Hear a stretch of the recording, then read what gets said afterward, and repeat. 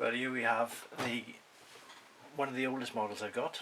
It's the Westland Lysander, as modelled by Matchbox, one of the oldest. I think it's 1973 is the tooling. I had one of these when I was a kid. Didn't paint it, of course, back then, but it had the two-tone brown. But it was one of my favourite kits back then, and I still got a soft spot for the Lysander. This one I built before I knew about decal chemicals to soften and get rid of the silvering, so I make them settle properly. So what I did, in my naivety, I used gloss paint, clear gloss, and it's a little bit too shiny considering its usage. I'm not sure whether to try and get some chemicals to dull it down, or whether to do it the decal treatment and get rid of all the paint and repaint it. But I'm pleased with how I built it.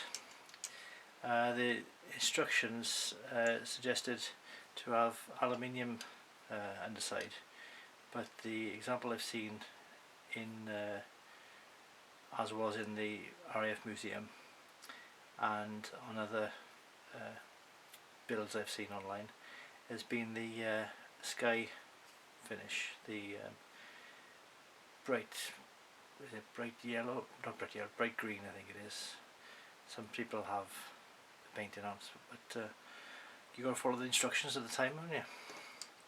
I used a blend of aluminium and can't think straight today, bronze paint to make the collector ring there. I noticed on the Shuttleworth Collections example, when they redo the paint, refurbish the collector ring, it's very much starts off as silver, aluminium silver, and then it changes colour with the heat and goes a bronzy colour, and it's even multicoloured bits of purple in it as well. So that's something to think about when you're doing a Mercury engine, like the Gladiator as well, got the same sort of engine. Is the various little bits of extra detail you can have with painting the front ring. I've got people inside here, but you can't really see them very clearly. Again, this is before the kit is about. This is about 20 years old, this build is, if not more, maybe 25, 30 years old, this build. What more can I say about it? Not a lot. I think it's one of the best 172 scale kits that was out there. Nice if Revell reissued it.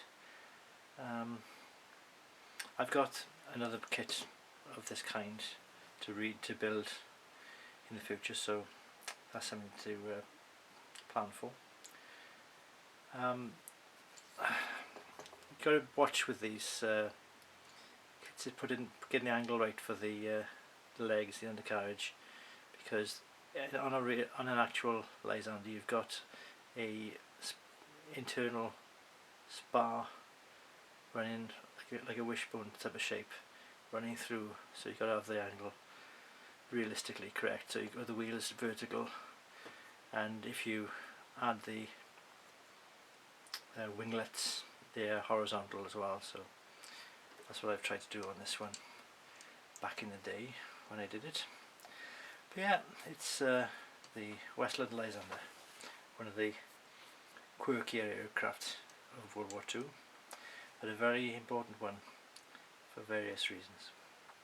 Alright, here we go.